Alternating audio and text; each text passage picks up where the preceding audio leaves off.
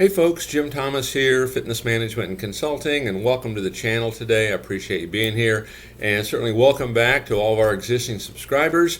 And if you're one of the folks that are finding us for the first time, if this is your initial visit here to the channel, please consider hitting that subscribe button. I appreciate it. And to all watching, if you find the content beneficial to you, please hit that like button as well. And then to learn more about me, learn more about my company, please check out the links below. Numerous links on how to better market your facility, how to get funding for your facility. You can join our email list. I would point you certainly to our courses section, which you will find the Gym Management Playbook. And for you folks that are new in the industry, you're inexperienced, or if you're struggling, the Gym Management Playbook really was specifically designed to help you shorten that learning curve and help you maximize bottom line profitability. So go check it out, see if it's for you. Hope to see you there soon. Now, with all that said, our topic for you today, it's business mistakes to avoid when starting a new gym. Business mistakes to avoid when starting a new gym.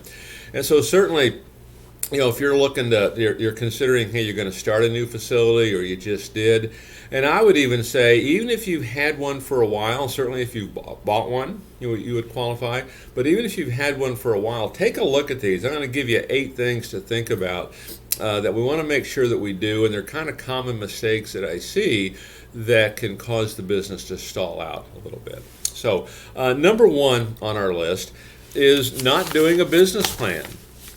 So, most facilities, if you're new, you're going to need a business plan to get funding. You're likely going to need it for your landlord. Even when you're acquiring a gym, same reasons. And so, do you have a business plan? So, if you do, great. Okay. Number 2, if you do have it, are you working on key objectives of that business plan every day? One of the mistakes that I see on the business plan aspect of it is it'll get written, so we can get funding, we can get the lease and all that, but then it just gets filed away. What you want to get in the habit of doing is working on key objectives of this business plan. And one of the other things I would comment on, we do this for our clients, for new gym startups typically, when someone's first getting in the business.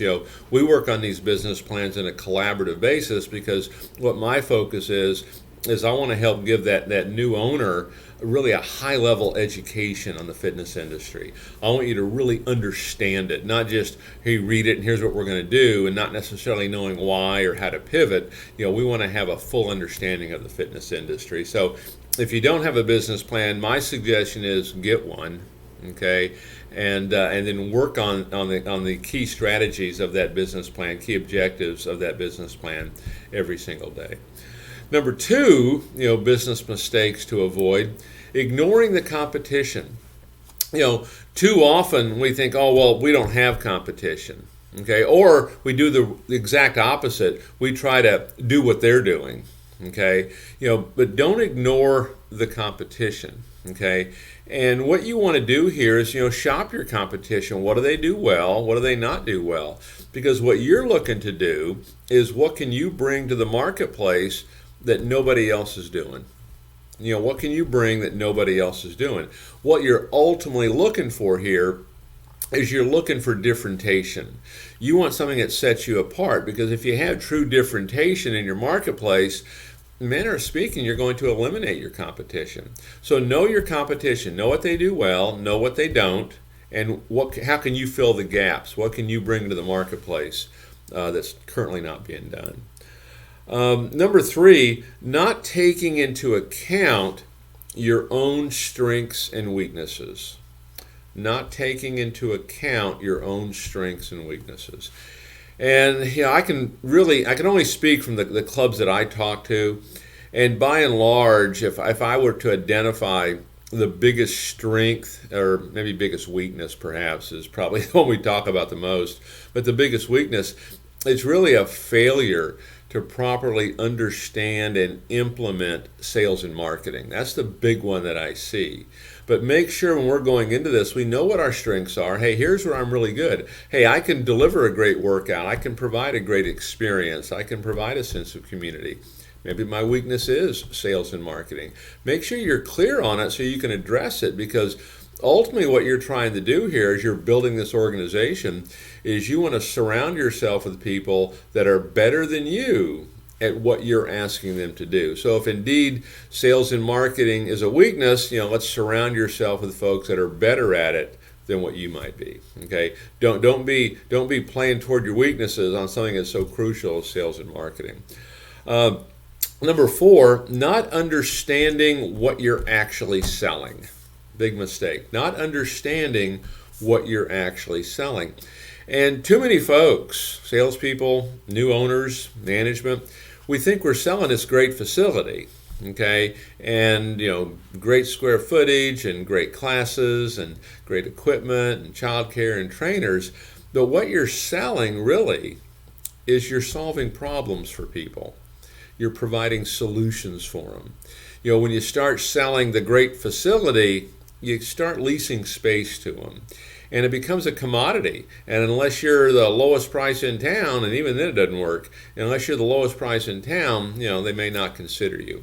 Okay? So know what you're actually selling. And what you're selling is you're solving problems for folks, you're providing solutions for them, you're making life easier, you're more convenient.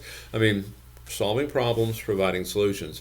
Make sure we're really clear on that and how to go about that. And some of that can play back into understanding our strengths and weaknesses. Number 5, not making sure you have enough money. Okay, not making sure that you have enough money. Don't go into this undercapitalized. Here's one of the mistakes that I see a lot of times on this is too often when we kind of budget, we kind of budget based on things happening exactly like we hope they happen. And I can almost guarantee you that they will never happen like you think they're going to happen. There's going to be some mishaps. There's going to be some slowdowns. There's going to be some hiccups. There's going to be some roadblocks. There's going to be some setbacks. It's part of it, right? And so make sure we budget that in. Make sure you have enough money. Make sure you've got enough money to that first 12 months, that first 24 months. And one of the good rules of thumb that I like to follow is whatever it costs you to run your facility on a monthly basis, let's just say it's $50,000 to run it. At least have that much sitting there in reserve. Okay, month in, month out. Don't let that deplete on you. Have about 1 month operating in reserve. And also when it comes to making sure you have enough money, one of the other common mistakes I see, we get funded, and hopefully it's enough, right? But there's a tendency sometimes to maybe not watch our pennies as much because you can lease your equipment. There's really no reason to pay that in cash. Your finish out allowance is on your building. That's negotiable with the landlord. Let's really work on that.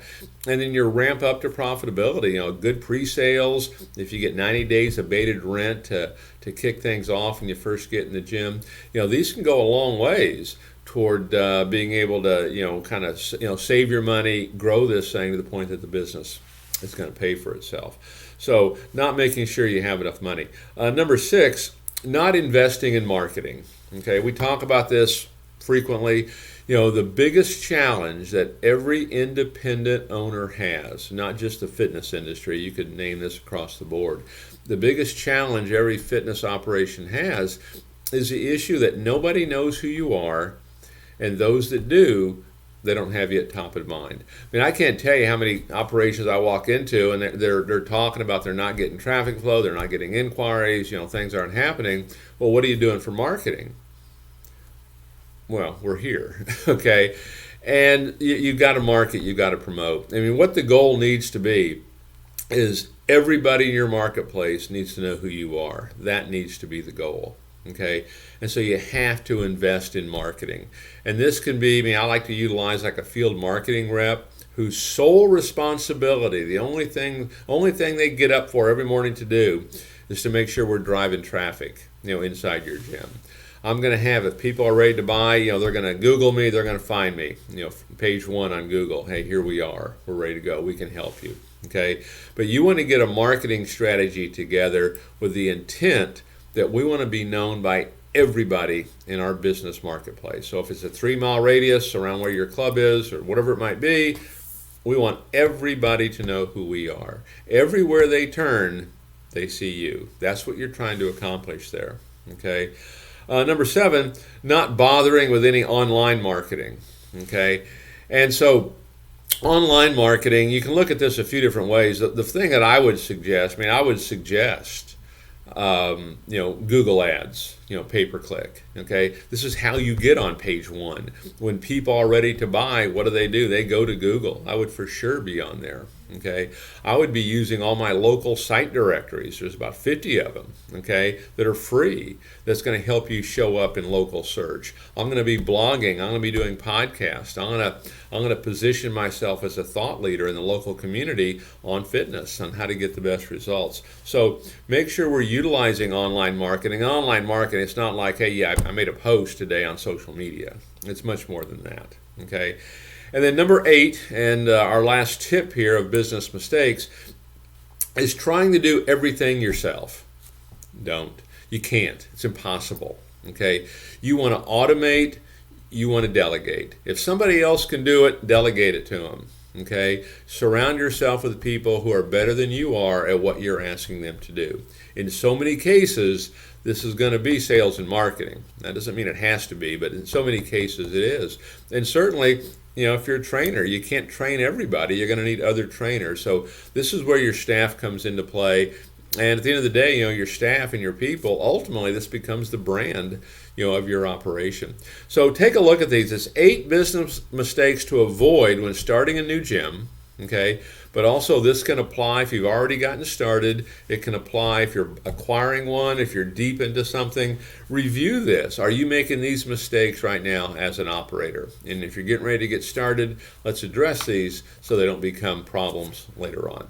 Folks, my name is Jim Thomas. My company is Fitness Management and Consulting. Again, please check out the links below to learn more about my company. If you did find this content beneficial, please hit that like button, and we look forward to seeing you all in that next video.